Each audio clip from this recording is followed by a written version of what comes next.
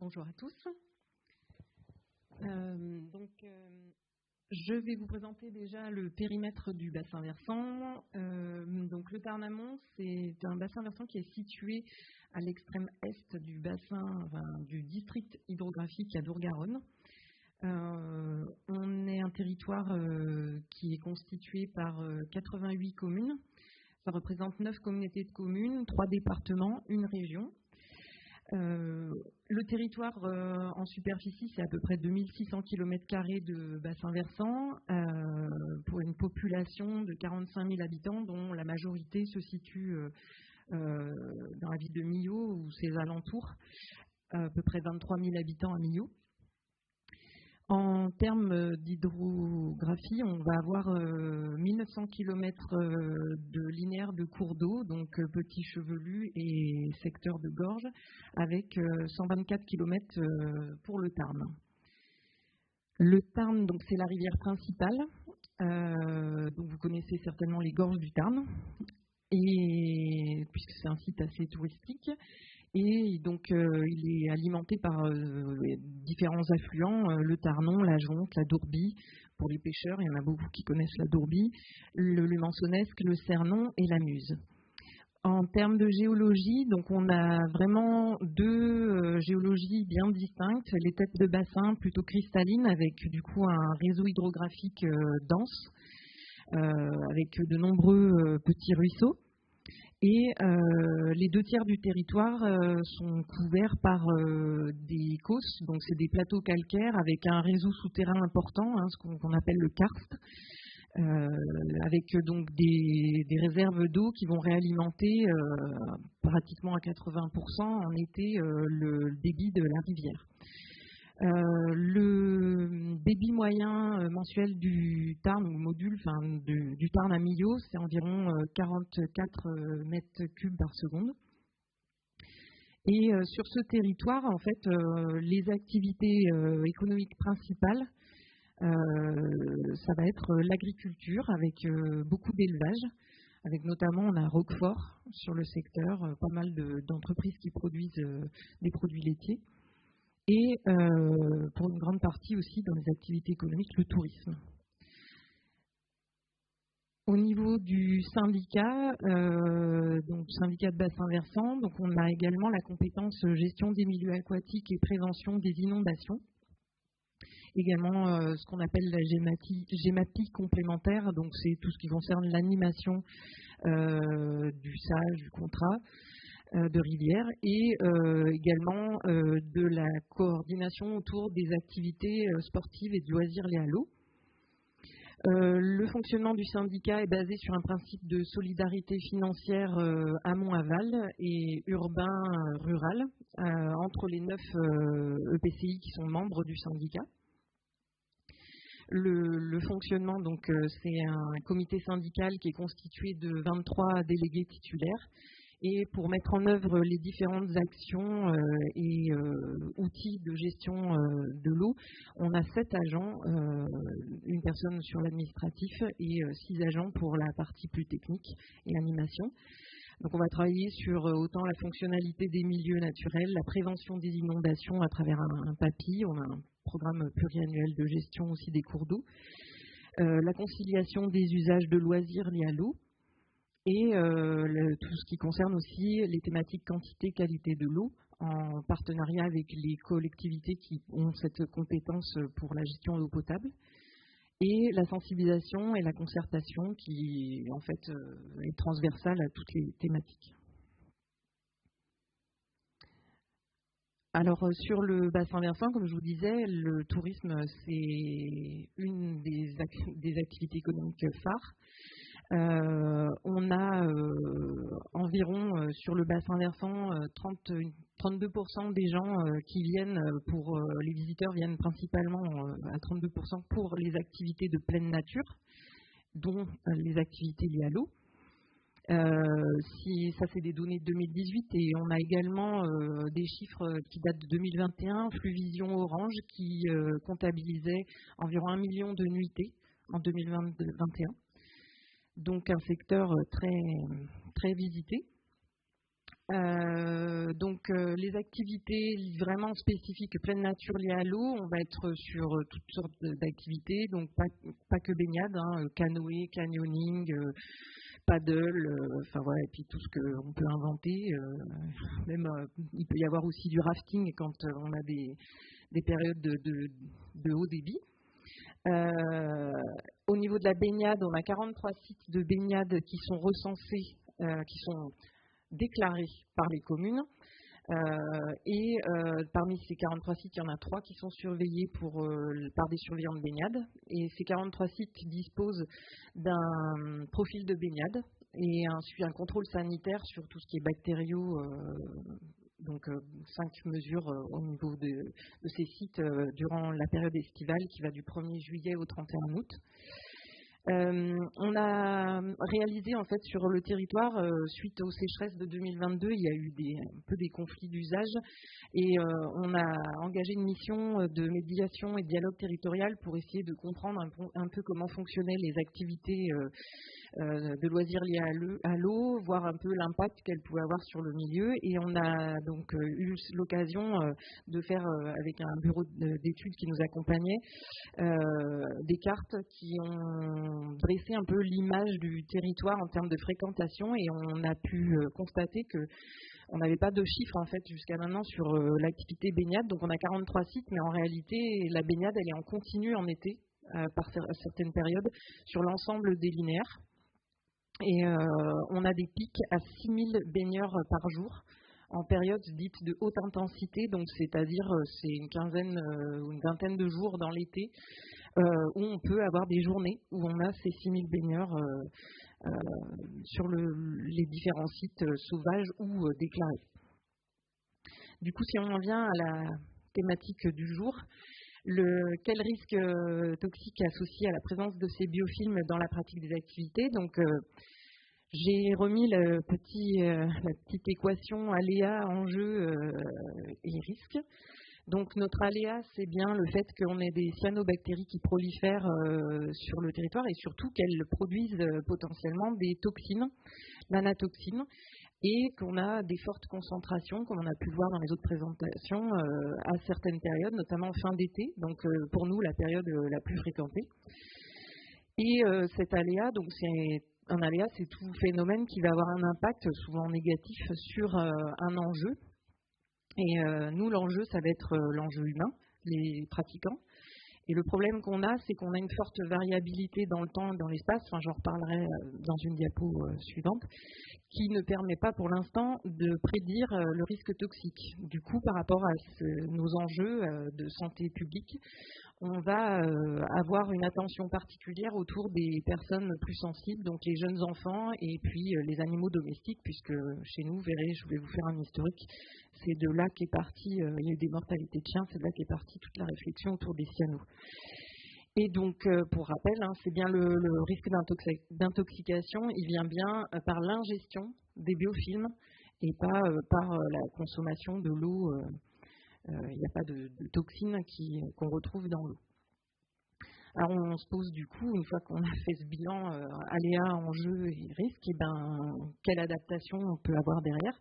Donc vous verrez dans l'historique qu'on a tenté plusieurs choses.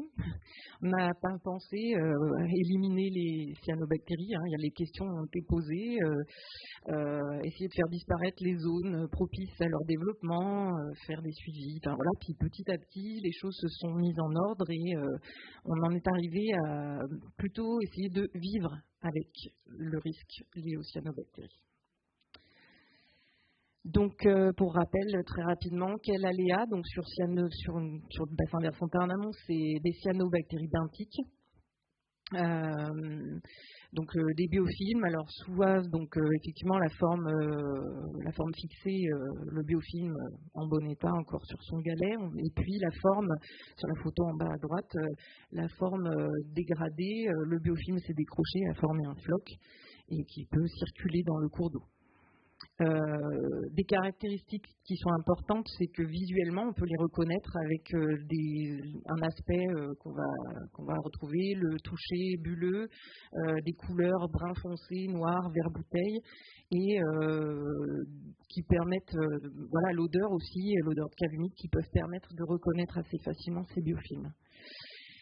Où et quand se développent les biofilms à cyanobactéries benthiques, donc dans les radiers, des zones de courant de faible profondeur, j'insiste sur le mot courant, parce que nous, en fait, on a un peu pâti des connaissances qui existaient à l'époque sur les planctoniques, où c'est resté dans l'idée que c'était dans des zones d'eau stagnante, donc les gens se méfient beaucoup de l'eau stagnante et pas du tout des eaux courantes.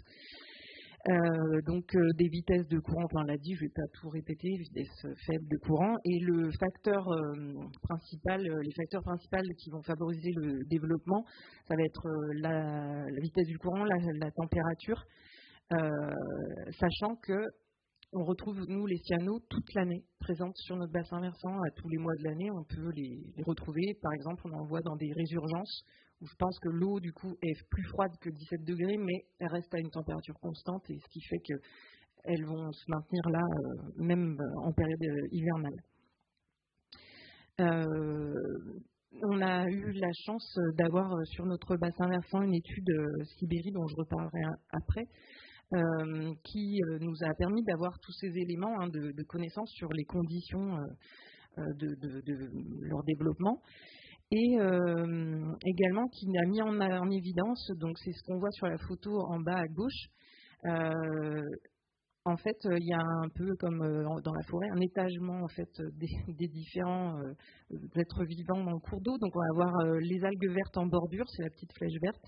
On va avoir une bande de galets noirs, de galets à cyanobactéries, puis dans la partie centrale du cours d'eau, par exemple, plus de biofilm, ou un biofilm est encore différent.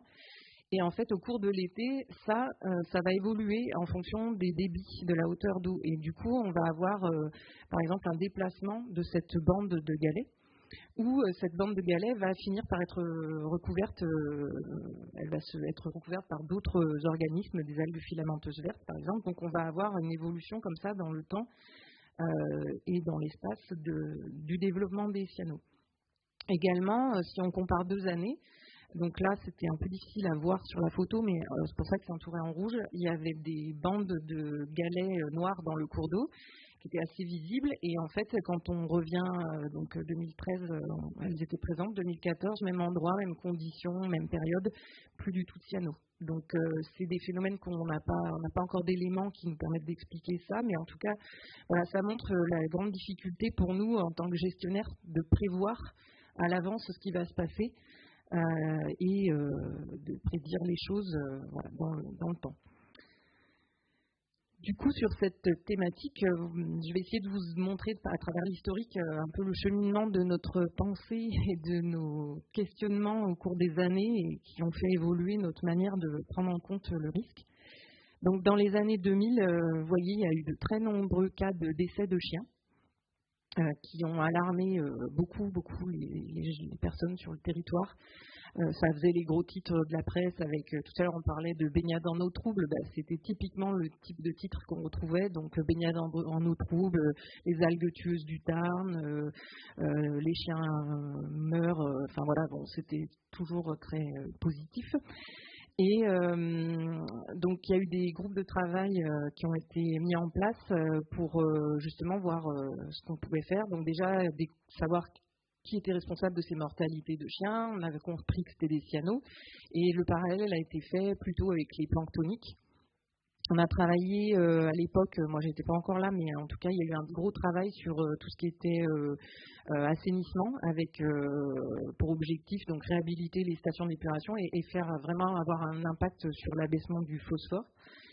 Et il y avait eu à l'époque un colloque sur les cyanobactéries, et petit à petit en fait s'est mis en place en fait un groupe de travail avec l'ARS de la Lozère autour de ces questions, et le syndicat à l'époque, qui n'était pas le syndicat Tarnamont, mais un plus petit syndicat, pour faire justement du suivi, de la surveillance des zones d'eau stagnante. Voilà. Donc on a commencé par là.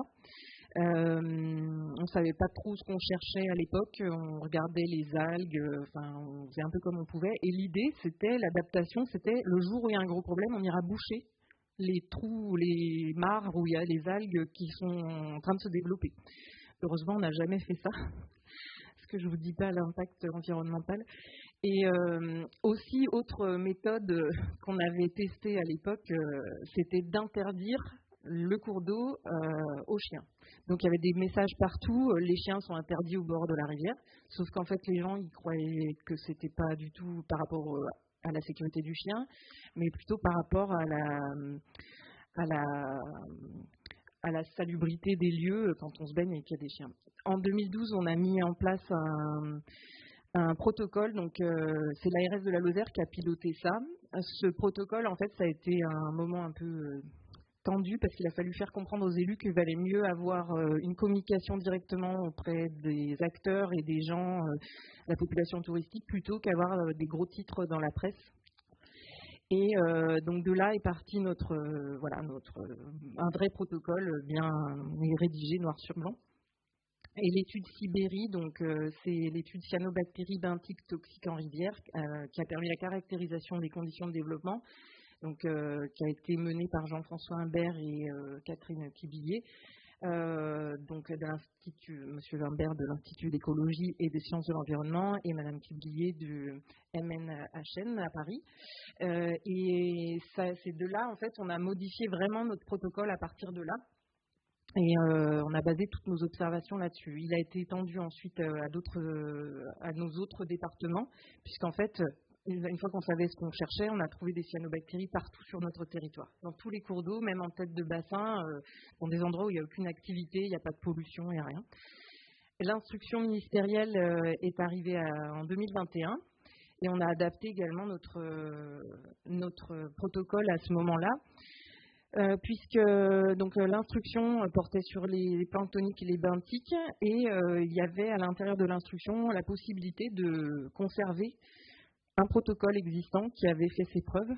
Donc nous, depuis 2012, on avait fait évoluer notre protocole au fur et à mesure des connaissances et donc on a pu le maintenir. Et comme dans l'instruction, il y avait d'autres, des choses qui portaient sur la pêche, on a rajouté des éléments sur la pêche. Il y avait aussi des prélèvements, on a rajouté des prélèvements, mais pas à la même fréquence que dans l'instruction. Nous, le protocole porte donc sur l'ensemble des communes qui sont en bord de cours d'eau, donc même qu'elles aient une baignade ou pas. Avec, on met en œuvre, donc c'est un protocole qui a été signé par les 3 sous-préfectures concernées, de l'Aveyron, du Gard et de la Lozère. On le met en place sur la même période que la baignade, 1er juillet, 31 août, sachant que des cyanos, je vous ai dit, il y en a toute l'année, mais bon, voilà, on s'est fixé sur l'activité baignade, avec des observations de terrain qui portent sur les biofilms et les flocs. Et derrière, il y a une réponse graduelle en fonction des observations avec donc 4 niveaux de gestion. La surveillance, la vigilance, c'est quand on a du biofilm un petit peu avec éventuellement des flocs. La vigilance renforcée, c'est quand on a beaucoup de flocs ou qu'on a un cas de mortalité canine. Et l'alerte, c'est quand on a des cas d'intoxication canine plus, c'est-à-dire qu'on a beaucoup de mortalité à un site sur une portion géographique donnée ou éventuellement un cas humain. Donc ce dernier niveau n'a jamais été déclenché. Et au niveau du suivi, donc pour la surveillance, c'est 2 fois par mois, donc tous les 15 jours, avec information, toutes les données, toutes les observations sont transmises à l'ARS qui, elle, va communiquer auprès des PREB. Et ensuite, il y a une obligation d'affichage à partir de vigilance. On va demander que l'affiche 1, donc c'est l'affiche qui est que vous pouvez regarder après sur le bureau devant, et je vais la présenter dans une diapo après. Et puis après, en phase 3, vigilance renforcée, là il y a une obligation d'affichage avec c'est le recto verso, enfin c'est le verso de l'affiche où là du coup si on n'affiche pas, il peut y avoir une interdiction. Il faut que je me dépêche. Il me reste encore beaucoup de diapos. Et donc pour le suivi, donc 8 sites d'observation avec un prélèvement de biofilm par an par département. Ce prélèvement, c'est nous qui le faisons parce qu'on a eu pas mal de soucis pour trouver des personnes qui sachent reconnaître des biofilms à cyanobactéries dans les préleveurs, des labos, privés ou publics. Au niveau des analyses, on a choisi un labo qui était expérimenté, donc c'est le labo de la Lozère, puisque en fait, on a eu des déboires sur des analyses qui revenaient en disant il n'y a pas de cyano, alors que nous, on avait prélevé des biofilms avec des cyanos. Et donc voilà, donc c'était assez compliqué. Ça représente 2 jours d'un ETP par semaine, de fin juin au 31 août. Et on va sur le terrain, donc on travaille sur on regarde pas des zones toujours les mêmes. L'objectif c'est trouver s'il y a des cyanobactéries. Généralement dans le radier en amont de la baignade, et quand on peut pas en amont, on va les voir en aval, mais en tout cas à proximité de la baignade. On va faire la recherche de flocs et on va essayer d'estimer si c'est un développement important ou pas. Et donc je peux être remplacée par un collègue, donc on se met d'accord en général sur ce qu'on estime être un développement important ou pas, justement pour éviter les biais liés à l'observateur. On prend toujours des photos, on remplit une fiche de terrain et on fait de la carto puisqu'on a une carte interactive, je vous montrerai par la suite. Et voilà, on transmet toutes ces infos à l'ARS qui prend la décision de passer dans une des phases. Il y a un volet vétérinaire dans le protocole. Donc tous les vétérinaires sont destinataires de cette information-là. Ils doivent pratiquer des autopsies et remplir un commémoratif pour expliquer ce qui s'est passé et voir les symptômes s'ils correspondent au cyano. Et nous, on va vérifier à chaque fois s'il y avait des signes de prolifération de cyano sur site. On implique donc la phase gestion derrière aussi, du coup elle est basée principalement sur de la communication, de la sensibilisation, donc implication des acteurs locaux, donc envoi de courrier, formation de tous les acteurs possibles, agents des offices de tourisme, les personnes qui font l'accueil des touristes, ils ont des questions, donc il faut qu'ils aient les éléments de réponse, les surveillants de baignade, les agents des services de l'État, etc. Diffusion de plaquettes à l'ensemble des partenaires et des gestionnaires de baignade. Donc partenaires, ça va être tous ceux qu'on a dans la liste là au-dessus, collectivités, services de l'État, les professionnels de santé et les prestataires de tourisme. On n'a pas de diffusion comme ça à la population, c'est toujours par un intermédiaire, quelqu'un qui peut expliquer. Et on a un copil annuel qui pilote cette thématique sur l'ensemble du bassin versant. Pour informer le public, on a mis en place, en plus du protocole, de la communication liée vraiment au protocole, une carte interactive sur laquelle on fait remonter toutes nos observations durant l'été. On peut voir sur la carte, on peut se géolocaliser et puis voir si on est sur un tronçon où on est en vigilance renforcée, etc. Et on a aussi une mission ambassadeur des cours d'eau qui permet en fait d'aller au-devant de la population touristique ou locale qui fréquente la baignade, qui va aller porter les messages pour avoir une bonne pratique par rapport à ce risque lié au cyano. Voilà. Et réseaux sociaux, bien sûr, parce qu'on a d'autres personnes qui utilisent les réseaux sociaux pour porter des informations, pas toujours... qui peuvent amener de la polémique ou Donc on essaye d'utiliser ces réseaux-là, presse locale, et on a également un podcast qui porte sur les cyanos. Donc en conclusion, désolée d'avoir pris beaucoup de temps, l'attractivité de ce territoire, elle est tournée vers le milieu aquatique et les sports de pleine nature, le patrimoine lié à l'eau. Et voilà, j'avais un ancien président qui n'est plus là, mais qui disait toujours que le Tarn est la colonne vertébrale de l'économie du bassin versant. Et en fait, ce protocole, le protocole Tarn-Amont, nous permet de protéger les usagers. C'est le but principal, mais il permet aussi le maintien des activités en prenant en compte le risque lié aux cyanobactéries benthiques. Voilà, l'idée, c'est de trouver le meilleur compromis entre l'activité et le risque. Et on a des marges de progrès par rapport à la gestion. On pourrait avoir une meilleure prise en compte aussi. Enfin, on espère qu'il y aura une meilleure prise en compte des bons comportements par les usagers pour faire diminuer ce risque. Plus les gens ils ont des bonnes habitudes et plus le risque diminue. Et puis acquérir des nouvelles connaissances, notamment par rapport aux risques toxiques. Voilà. Et ça, c'est des choses qui prennent du temps. Et je pense, ce qui s'est passé chez nous, ça a été vraiment de ne pas continuer à subir les choses, mais de vraiment prendre en main la thématique et de gérer pour essayer d'aller de l'avant et de maintenir nos activités. Je vous remercie.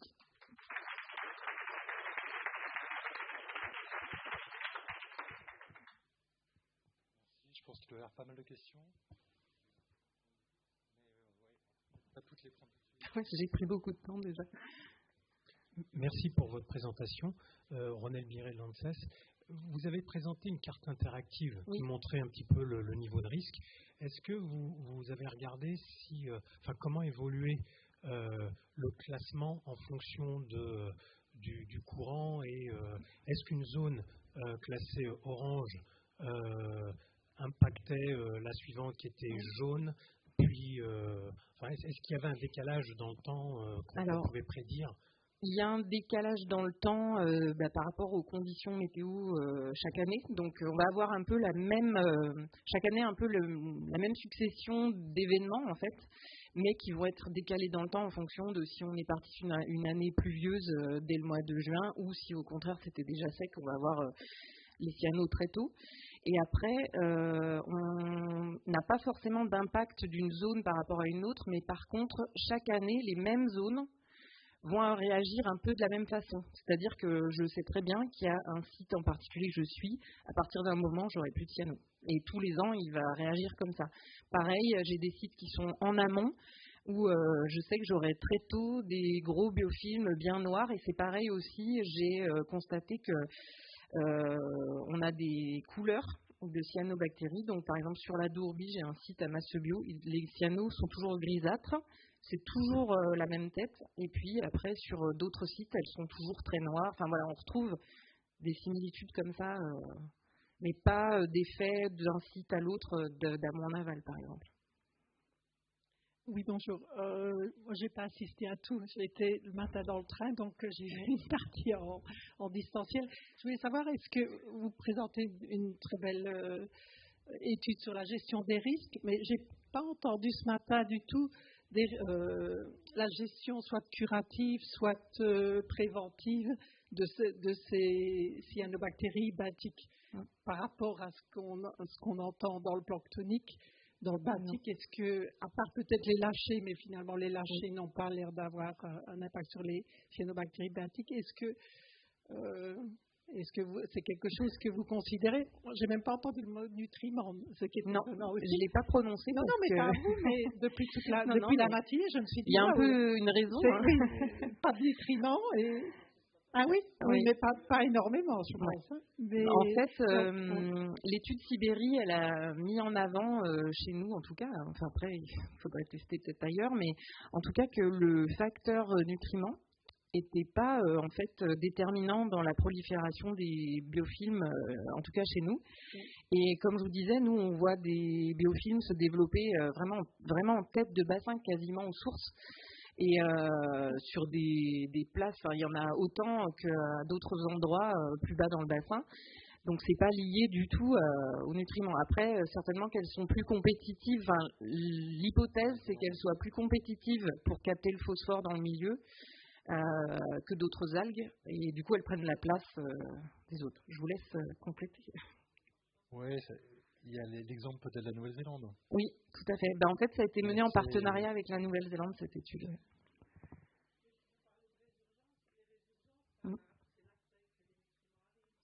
Oui, mais alors nous, on a quand même très très bonne qualité d'eau, donc on n'a pas vraiment d'apport, on n'a pas d'intrants, enfin au niveau agricole, on a très peu de... Voilà, donc on n'a pas fait le lien en tout cas pour l'instant. Après, ça n'empêche pas, c'est sûr que si on a un dysfonctionnement, je sais pas, au niveau d'une station d'épuration ou pour des raisons agricoles aussi, des déversements, ça va forcément les influer sur leur développement. Elles vont apprécier avoir des nutriments. Et que ce soit les travaux sur le Tarn, que ce soit sur ce qu'on a vu sur l'Ain juste avant, ou alors chez Suzy Wood en Nouvelle-Zélande, c'est vrai que les nutriments sont relégués au énième facteur déclenchant. Oui, mais globalement, tu fais de l'amont-aval, tu trouves des concentrations en nutriments qui sont limitées. Une question là. Et après, on continue.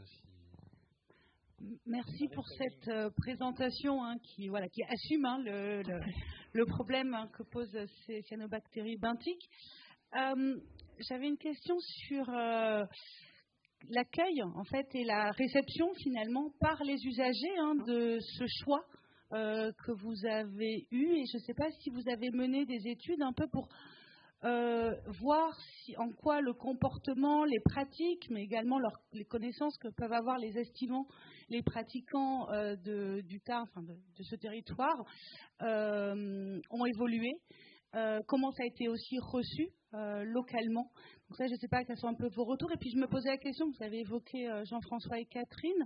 Là, vous avez mis en place cette cartographie interactive et je me demandais si vous aviez envisagé les dispositifs, alors un peu plus grand public, encore que ce serait à discuter, mais de surveillance visuelle, par exemple, participative, qui pourrait être... Enfin, il y a presque tous les moyens pour, mais voilà, si ça a été questionné dans le cadre de vos dispositifs. Oui, merci. Du coup, sur la première partie de la question, on n'a pas fait d'études par rapport au ressenti ou au retour des gens sur l'acceptation des messages qu'on leur délivre, mais en tout cas, dans le cadre de la mission des ambassadeurs de cours d'eau, le retour qu'ils nous font, eux, parce qu'eux, ils vont au-devant des gens qui sont allongés sur la plage en train de se faire bronzer, donc pas des gens qui sont là pour avoir la leçon sur les milieux aquatiques. Et en général, c'est plutôt des très bons retours. Les gens sont plutôt contents en fait qu'on vienne leur apporter l'information. Donc ils vont aller, notamment, on a ciblé, ils vont sur les sites qui sont déclarés, là où il y a le plus de fréquentation, et ils vont aller voir les gens qui ont des enfants en bas âge, des gens qui ont des chiens. Et c'est vraiment très très bien accueilli. Enfin, nous, même après, dans les publications Facebook, on dit aux gens de nous appeler s'ils ont des questions. On a de nombreux coups de téléphone pour des gens qui s'inquiètent, je me suis baignée là, etc. Puis en fait, après, ils sont tout contents d'avoir eu les infos. Voilà, donc c'est plutôt positif.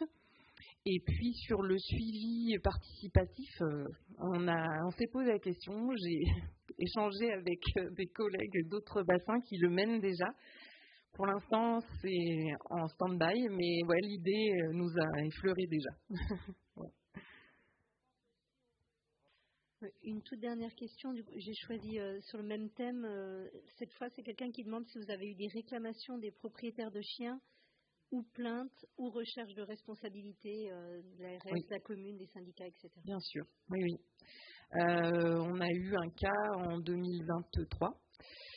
Si mes souvenirs sont bons, où effectivement, en fait, dans le protocole, on a un retour du vétérinaire au service de l'État et à nous.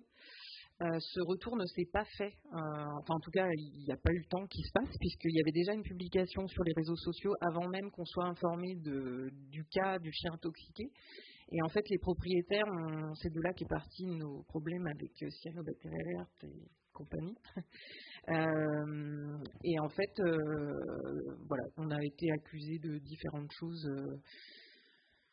par rapport au fait qu'il n'y avait pas assez de panneaux, sachant que nous, tous les sites de baignade sont équipés de panneaux où il y a une obligation d'affichage, donc les sites ont été équipés de panneaux où il y a la place pour l'affichage sur les cyanos. On demande aux communes aussi de mettre des affichages sur les accès à la rivière, même si elles n'ont pas de baignade quand on est en vigilance 3. Donc il y a quand même un gros effort. On fait des publications aussi dans la presse. Enfin, on essaye quand même d'aller un peu dans tous les réseaux, la radio, etc. Donc voilà, on est au maximum pour l'instant de ce qu'on peut faire. Après, on a encore des idées, mais bon, on peut, voilà. Après, il y a une responsabilité aussi des gens qu'il faut, voilà, dans tous les cas, on doit s'informer sur. On est en milieu naturel. C'est comme si on partait en montagne, on regarde la météo, on va prendre un guide, on va pas partir sur un glacier comme ça tout seul en basket. Là c'est pareil, on va regarder la qualité de l'eau, on va regarder s'il y a des interdictions de baignade, on va regarder s'il y a peut-être des cyanos et on prend les précautions qui vont avec. Voilà.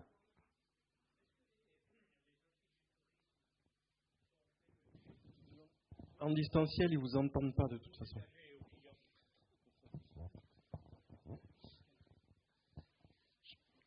J'ai entendu. Est-ce que vous voulez qu'on continue sur ces aspects communication après parce qu'il faut qu'on continue. Oui. Bon, je posais la question, est-ce que les offices du tourisme sont partie prenante pour prévenir l'utilisateur aussi? Oui. On forme les saisonniers chaque année pour qu'ils aient les bons messages, parce que même eux, ça leur pose problème de savoir qu'est-ce qu'on peut dire, pas dire, et les confusions entre qualité de baignade, d'eau de baignade et présence de cyanobactéries. Voilà, on leur donne les éléments pour répondre. Voilà. Merci. Merci.